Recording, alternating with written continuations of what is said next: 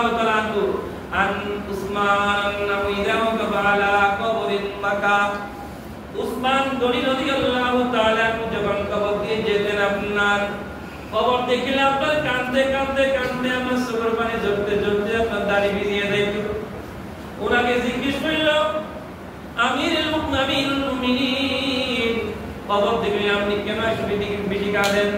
জাহান্নামের কথা বললে আপনি কাঁদেন না, ফুলসেটের কথা বললে আপনি কাঁদেন না, আযাবের কথা বললে আপনি কাঁদেন না, আর কবরের কথা বললে কেন বেশি এত কাঁদেন? হযরত উসমান গনি রাদিয়াল্লাহু তাআলা আনহু বললেন আমি এজন্য বেশি কাঁদি। আল্লাহ রাসূল বললেন কবর হলো পরকালের কাঠির ভিতরে প্রথম গেট। এই গেটের মধ্যে যে লোকটা ধরা খাবে সব গেটের মধ্যে ধরা খাবে, আর যে লোকটা নাকি এই গেটের মধ্যে নাম জিতে যাবে সেই সমস্ত গেটের মধ্যে আপনার জিতে যাবে। এই জন্য জানি না কবরের কোন অবস্থা হয়, জানি না কবরকে আমরা সুখে জানি না দুঃখে জানি না। এই জন্য আল্লাহ রাসূল সব সময় দোয়া করতেন আল্লাহুম্মা ইন্নী আউযু বিকা মিন ফিতনাতিন নার ওয়া আযাবিন নার ওয়া ফিতনাতিল কবরি ওয়া আযাবিল কবর। আল্লাহ জাহান্নাম থেকে বাঁচা চাই, আল্লাহ জাহান্নামের আযাব থেকে বাঁচা চাই, আল্লাহ কবরের আযাব থেকে বাঁচা চাই। নবী কোনদিন বাদ নাই, প্রত্যেক নামাজের পর আপনার দোয়া করতেন আল্লাহুম্মা ইন্নী আউযু বিকা মিন ফিতনাতিন নার ওয়া আযাবিন নার ওয়া ফিতনাতিল কবরি ওয়া আযাবিল কবর। আল্লাহ কবর আযাব থেকে বাঁচা চাই, আল্লাহ কবরের মধ্যে আল্লাহ ধরিয়েন না, আল্লাহ কবর আযাব দিয়েন না, আল্লাহ কবর আযাব মাফ করে দাও। লা ইলাহা ইল্লাল্লাহ লা ইলাহা ইল্লাল্লাহ লা ইলাহা ইল্লাল্লাহ লা ইলাহা ইল্লাল্লাহ লা ইলাহা ইল্লাল্লাহ লা ইলাহা ইল্লাল্লাহ লা ইলাহা ইল্লাল্লাহ লা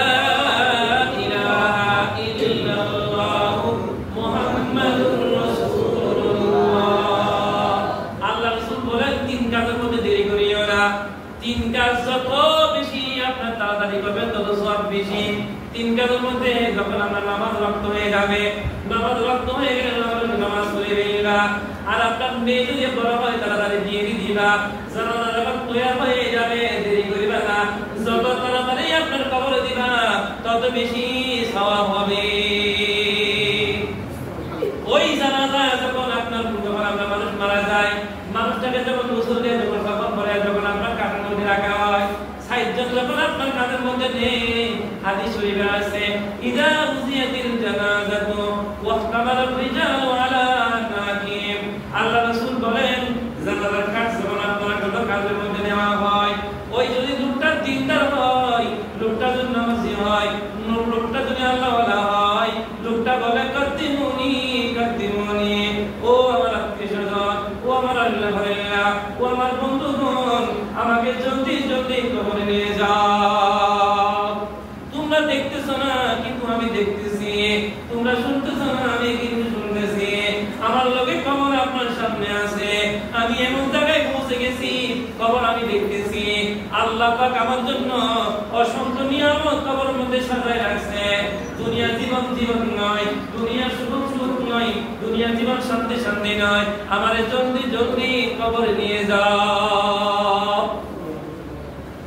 আর লোকটা যদি বদ্দিন হয়, বেনামাজি হয়, লোকটার লগে যদি মসজিদের সম্পর্ক না থাকে, আযান হওয়ার পরে যদি লোকটা মসজিদে না আসে, বেনামাজির আপনার দল হয়, সেই লোকটা যখন মারা যায়, মারা যাওয়ার পরে তার কাঠ যখন কাঁধের মধ্যে নেওয়া হয়, সেই লোকটা ডাক দে, ও আমার বন্ধুগণ, ও আমার আত্মীয়স্বজন, আমার কোথায় নিয়ে যাচ্ছ? আমি এখানে ভালো আছি, আমি দেখতেছি আমার জন্য যেখানে কাঠ করা হয়েছে, আমার জন্য যেখানে কবর খনন করা হয়েছে, সেই জায়গায় দাও দাও করে আগুন জ্বলতেছে।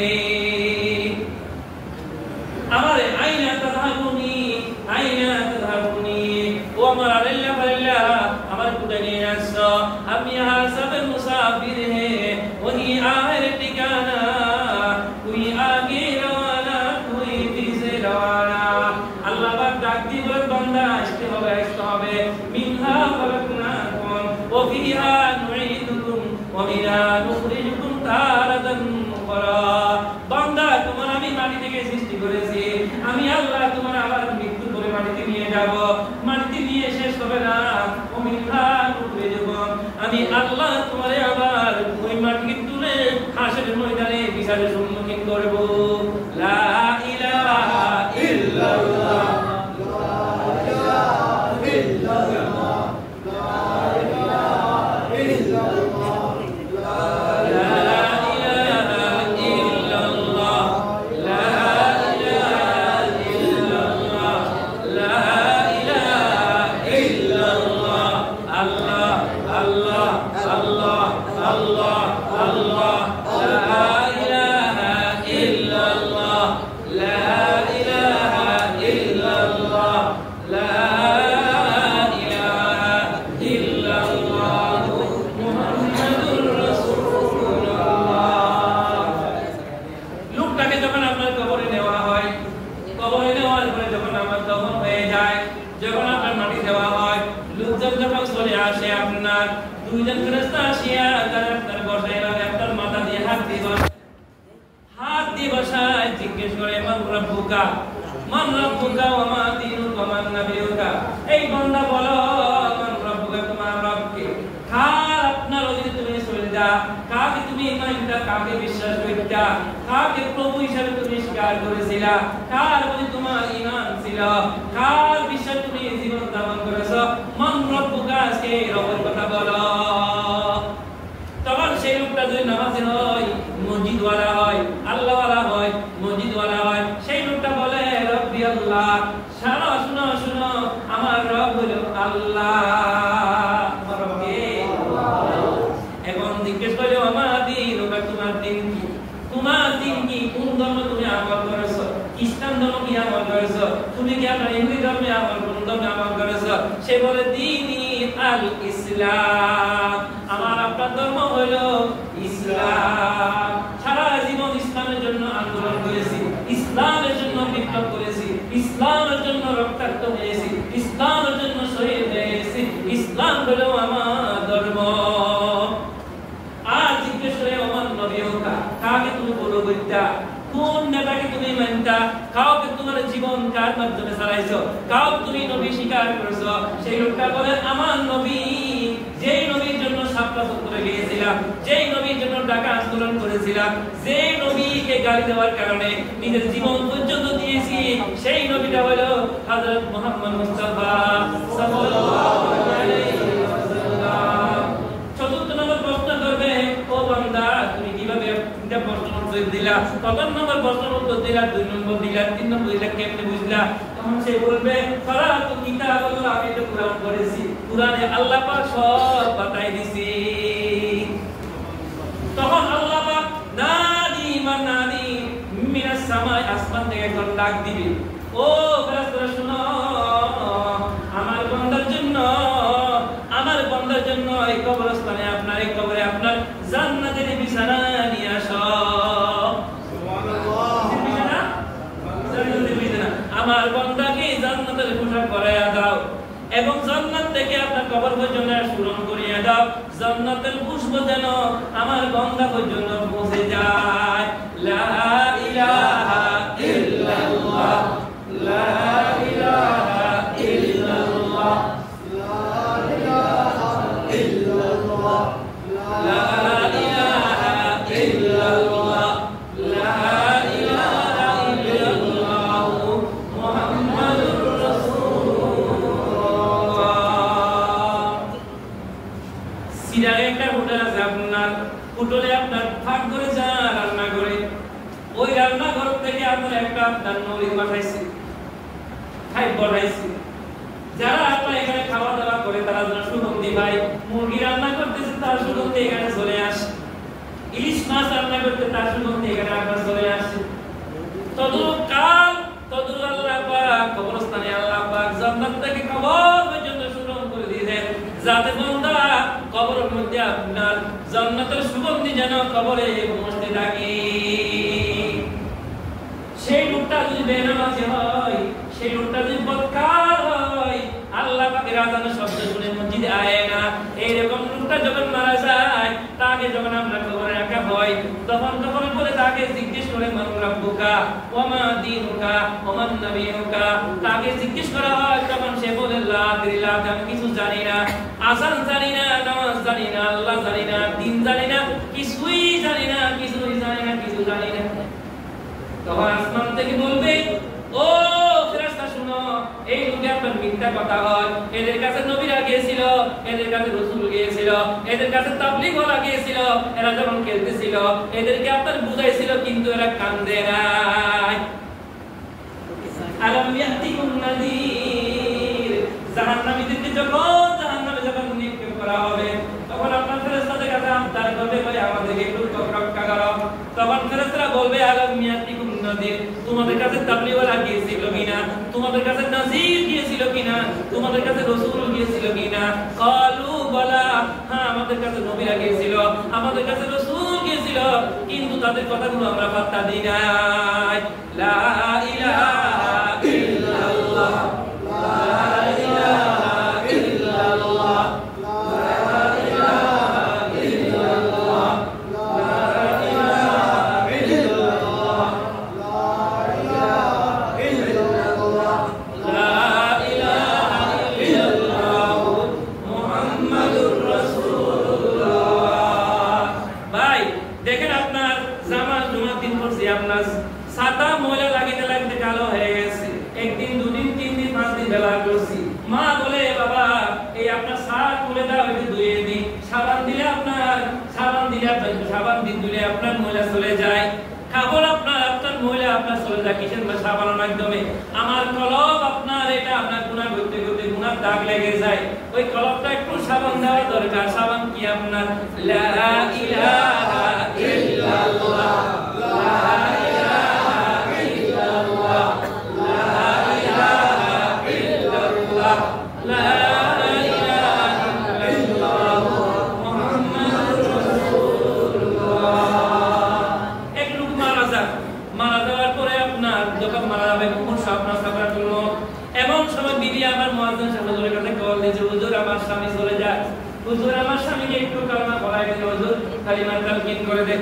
ইমাম সাহেব মুয়াজ্জিন সাহেবকে নিয়ে আবার ঘরে গেলেন, ঘরে যাওয়ার পরে লাস্টে যখন আপনার লোকটা যখন উত্তর সিদ্ধান্ত করা হইল আর ইমাম সাহেব মুয়াজ্জিন সাহেব করতে আছে লা ইলাহা ইল্লাল্লাহ, লা ইলাহা ইল্লাল্লাহ, লা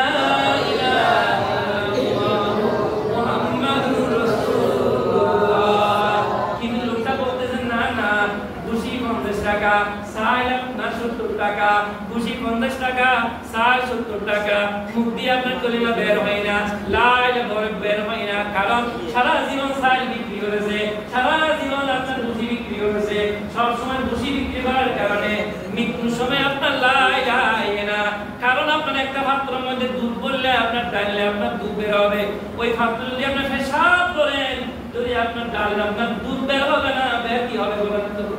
কি বের হবে ভাইয়া? এই জন্য দুনিয়ার নাস্তি আমার এখানে বলতেছেন কোন সময় অ্যাক্সিডেন্ট যদি করেন ওই সময় আপনার কিন্তু লাইভ হয়ে বের হবে না, কারণ সারা জীবন খেলাধুলায় মস্ত ছিলেন, গুনার মধ্যে আপনি জড়িত ছিলেন। এই জন্য কলবটা যদি লা ইলাহা ইল্লাল্লাহ, লা ইলাহা ইল্লাল্লাহ, লা ইলাহা ইল্লাল্লাহ, লা একটু করেন ভাই, করেন করেন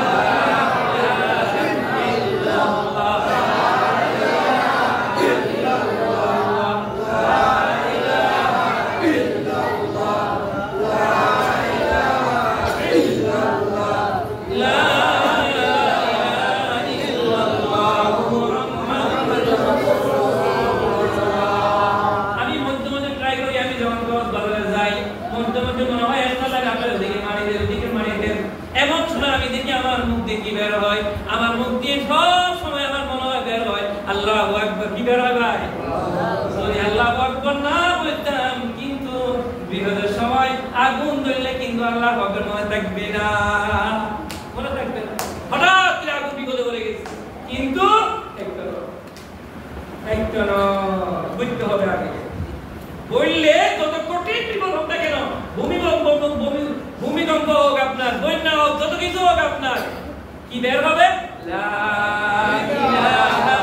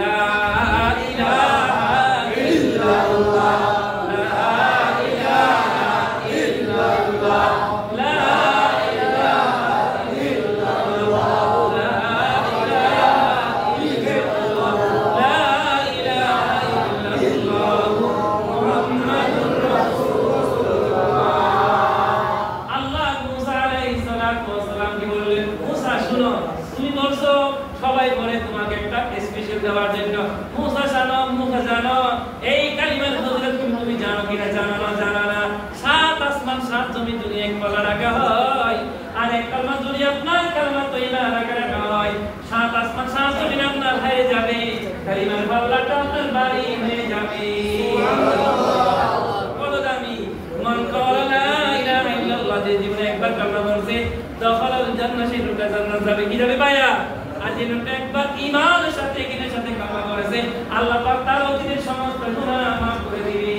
সুবহানাল্লাহ, লা ইলাহা ইল্লাল্লাহ, লা ইলাহা ইল্লাল্লাহ, লা ইলাহা ইল্লাল্লাহ, মুহাম্মাদুর রাসূলুল্লাহ।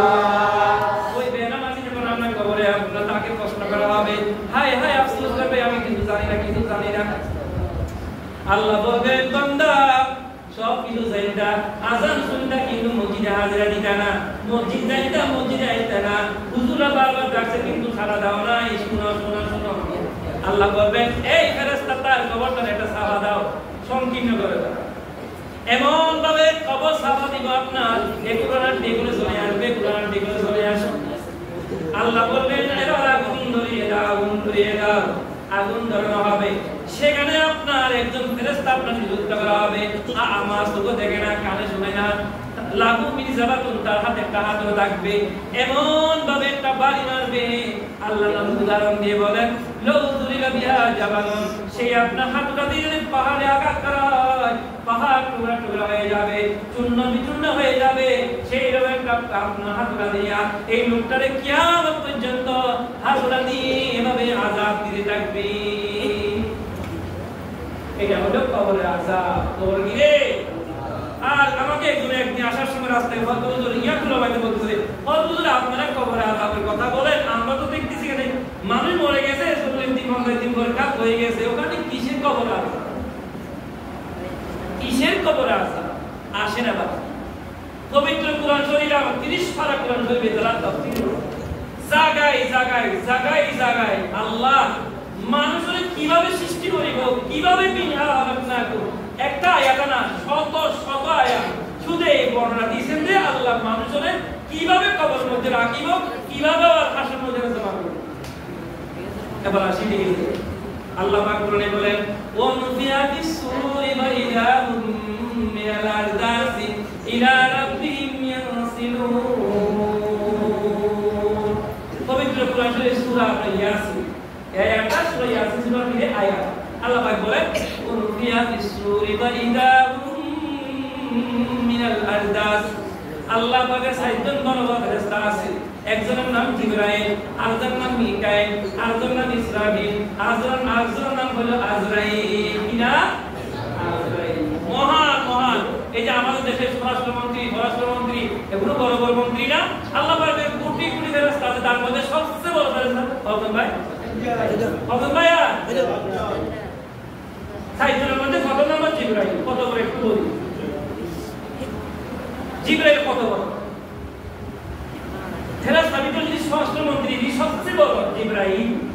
পৃথিবীর যেখানে আযাব হয়, যেখানে আপনার তিনি আপনার টুকায়, কত বড় আপনি দেখে রাখতে। আমার মুখ দিয়ে বলবো না, এটা আমার কথা নয়। আল বিদায়া ওয়ান নিহায়া একটা আরবি আপনার ইতিহাসের কিতাব। আরবদের ভিতরে সবচেয়ে বড় কিতাব যেটা ইতিহাসের কিতাব, আল বিদায়া ওয়ান নিহায়া আরবি কিতাব। ওই কিতাবে আপনার লেখা আছে আল্লাহ পাকের হযরত জিবরাইল সঙ্গে 600 টাকা দিয়েছে। কত টাকা? একটা দুই ডানা আপনার একদিকে পূর্বে আর একদিকে আপনার পশ্চিমে দেওয়াল দিলে আপনার পুরো দুনিয়াটাই ওনার দুই ডানার ভিতরে আপনার গিয়ে আপনার চলে আসবে। এত বড় শক্তিশালী। আল বিদায়া ওয়া নিহায়া ওরা লিখছে, কওমে লূত একটা বস্তি ছিল বর্তমান লোহিত সাগর। এই কওমে লূতের কাছে আল্লাহ পাক পয়গম্বর নূহ আলাইহিস সালামকে পাঠাইছে, তাবলীগের জন্য পাঠাইছে। এদেরকে অনেক বুঝাইছে, অনেক বছর বুঝাইছে, কেউ আপনাকে এরা ইসলাম গ্রহণ করে নাই, বরং নিজের বিবিটা পর্যন্ত নবীর বিরুদ্ধে কথা বলছে। কোরআন শরীফে সূরা হুদ, সূরা আপনার কাসাস, বিভিন্ন সূরার মধ্যে এই ঘটনাগুলো আছে। শেষ পর্যন্ত নবী আল্লাহর কাছে দোয়া করছে, আল্লাহ দোয়া কবুল করছে। আল্লাহ পাক এদেরকে আযাব দিবেন। কাকে পাঠাবে? আল্লাহ পাকের আপনার বড় ফেরেশতা জিবরাইল। আল্লাহ পাক জিবরাইলকে পাঠাইছে, ঠিক আছে জিবরাইল যাও সেখানে যাওয়ার পরে সেখানে বসতি ছিল 4 লক্ষ মানুষ বসবাস করত। লক্ষ আপনার হযরত জিবরাইল সাহেব বলতেছে আলবেদা এবং না কিরামতুল কথা আছে 4 লক্ষ বসতি এলাকা। হযরত জিবরাইল সাহেব আপনার এভাবে আপনার আঙ্গুলি তুলে 600 ডানার মধ্যে 600 ব্যবহার করে নেই, মাত্র এক ডানা এক কোণা ব্যবহার করছে। এইরকম এক কোণা ব্যবহার করে আসমান উঠে দিয়ে গেছে, ওখান থেকে মারছে আসমান।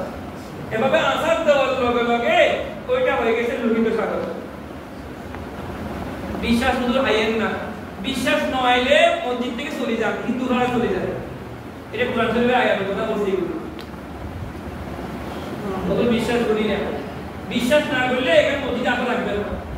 পবিত্র কোরআনের কোন একটা আয়াত অস্বীকার করেন সে মুসলমান নয়, সে কি হয় আপনার? সে কি হয় আপনার মুসলমান? এইরকম শক্তিশালী হযরত জিবরাইল, কত বড় শক্তিশালী বুঝলেন আপনার? টান দিব, কবর থেকে টান দিব। আল্লাহ পাক কোরআনে বলেন ওয়ানুফিয়া বিসসুর ওয়া ইযা হুম মিনাল আজদাসি ইলা রাব্বিহিম ইয়াসিলুন। আমার একজন ফেরেশতা আছে, এই ফেরেশতার নাম হলো ইসরাফিল। সেই ইসরাফিল মাত্র দুইটা ফুট দিবে আপনার, দুইটা। প্রথম তা দেওয়ার লগে লগে আসমান ধূলিসাৎ হয়ে যাবে, জমিন ধূলিসাৎ হয়ে যাবে, মানুষ মারা যাবে, পাহাড় থাকবে না, কিছু থাকবে না, সব যখন মারা যাবে আল্লাহ বলবেন ইসরাফিল আরেকটা সিংহে ফুঁক দাও।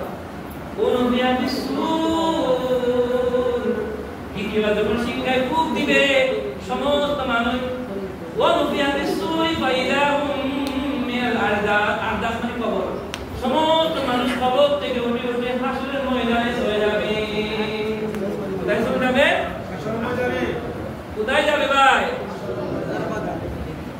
আল্লাহ পাকের একজন পয়গম্বর খলিলুল্লাহ ইব্রাহিম আলাইহিস সালাতু ওয়াস সালাম, তিনি আল্লাহকে বললেন আল্লাহ রব্বি আরিনি কাইফা তুহিল মাউতা, আল্লাহ মানুষ যখন মারা যায় মৃত্যুর পরে আল্লাহ আপনি কিভাবে জীবিত করবেন? আল্লাহ আয় আল্লাহ আমাকে একটু দেখাই দেন, আমাকে একটু বুঝাই দেন।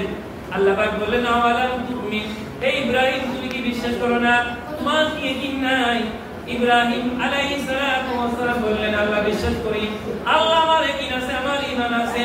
আল্লাহ বাস্তব দেখলে যে একটা আপনার বিশ্বাস, আর একটা না দেখে বিশ্বাস, আল্লাহ একটু বাস্তব দেখতে চায়। আল্লাহ পাক বললেন ফাকুদ আরবাতাম মিনাত তাইর, হে ইব্রাহিম 60টা পাখি ধরো, 60টা পাখি আপনার ধরে আপনার জবাই করিবা, গোশতগুলো আপনার কিমা করিবা, সবগুলো এক প্লেটের মধ্যে আপনার মিক্স করে ফেলবা।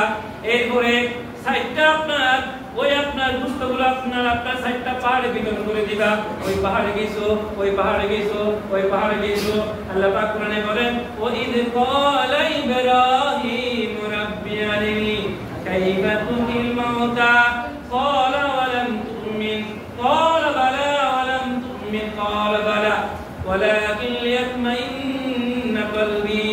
আল্লাহ বিশ্বাস করি আমার ইতমিনানের জন্য, স্থিরতার জন্য, আল্লাহ আমি বিশ্বাস করি কিন্তু বাস্তব দেখার জন্য চাই। আল্লাহ পাক বলেন 60টা পাখি ধরো, 60টা পাখি আপনার কিমা বানাও, জব করে আপনার কিমা বানাও, বীজ করে ফেলো এবং 60টা পাহাড়ে আপনার বিতরণ করে দাও।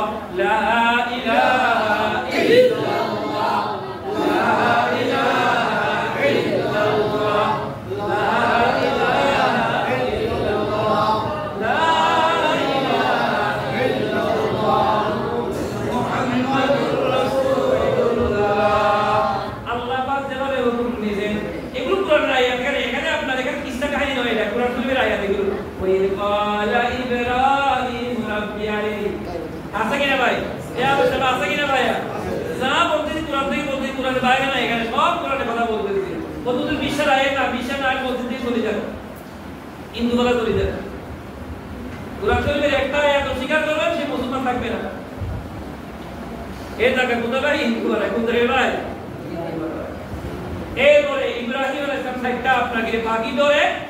পাহাড়ে বিতরণ করে দিয়েছে। আল্লাহ পাক বলেন ইব্রাহিম আমার ডাক দিল সুম্মা দুহুন্না ইয়াতিনাকা এটা যায় ইব্রাহিম আমার ডাক দাও ইব্রাহিম আলাইহিস সালাম ডাক দিলেন ডাক দেওয়ার সাথে সাথে আমরা সাইডটা পাখি আপনার দৌড়ে দৌড়ে ইব্রাহিম আলাইহিস হাতে চলে আসছে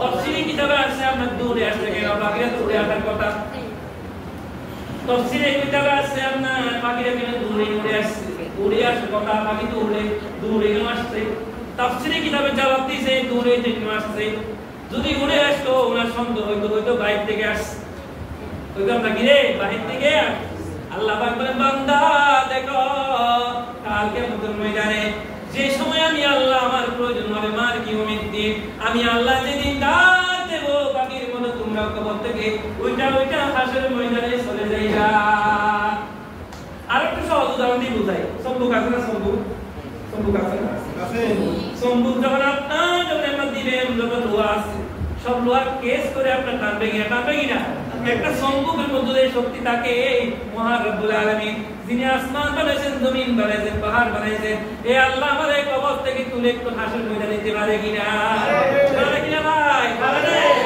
বড় আওয়াজ দিয়ে বলে একটু বড় আওয়াজ দিয়ে বলে পারে কিনা ভাই লা ইলাহা ইল্লাল্লাহ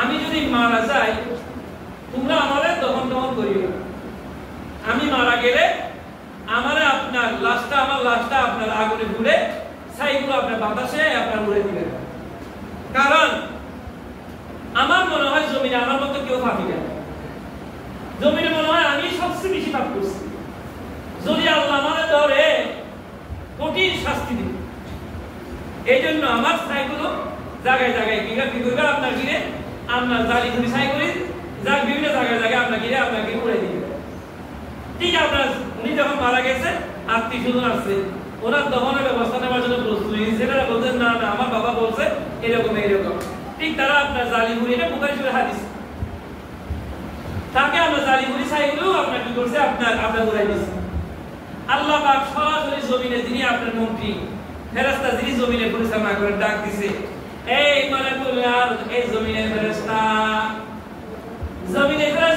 তোমার আমি ডাক দিলাম আমি আল্লাহ ডাক দিলাম এই লোকের কোনা ছাইগুলো কোথায় আছে এক জায়গায় তুমি এক জায়গায় জমা করে দাও এক জায়গায় দেরি করবে না এই লোকের ছাইগুলো কোথায় আছে এই লোকের আপনার ছাইগুলো আপনার কোনা কোথায় আছে আপনি কি জমা করে দাও আল্লাহ পাকের আদেশ হওয়ার লগে লগে আমরা ফেরেশতা আপনার সব ছাইগুলো এক জায়গায় জমা করছি মানুষ আগে আপনার তৈরি করছে আল্লাহ সরাসরি জিজ্ঞেস করেন বান্দা তুমি এই কাজটা কেন করলা এই বান্দা তুমি কি জানো না আমি তোমারে সৃষ্টি করতে পারবো তুমি কি বুঝো নাই আমি আল্লাহ তোমারে আবার সৃষ্টি করতে পারবো তুমি কি বিশ্বাস করো নাই বান্দা তুমি এত বড় নাফরমানি কেন কাজ করলা তুমি বলো তো সেই বেরে লোকটা বলল আল্লাহ আমি জানি আপনি কদির আল্লাহ আপনি কাদের আপনি শক্তিশালী আপনি জব্বার আপনি রহমান রহিম আমি জানি আল্লাহ আমি জানি কারণ আমি জীবনে এমন গুনাহ করেছি মনে হয় আমার সেই পাপী দুনিয়াতে আর কেউ নাই মনে হয় আল্লাহ যা করেছি আপনার বই করেছি আল্লাহ পাক বলেন বান্দা তোমার অন্তরে যখন এই পরিমাণ বই আসছে আমি আল্লাহ তোমারে ক্ষমা করে দিলাম ওই চক্ষু কোনদিন আপনার জাহান্নামে যাবে না যে শক্তি আপনার আল্লাহর ডরে আপনার পানে অস্ত্র বের হয়েছে সেই চক্ষু কোনদিন জাহান্নামে যাবে না লা ইলাহা ইল্লাল্লাহ লা ইলাহা ইল্লাল্লাহ লা ইলাহা ইল্লাল্লাহ লা ইলাহা ইল্লাল্লাহ লা ইলাহা ইল্লাল্লাহ লা ইলাহা ইল্লাল্লাহ মুহাম্মাদুর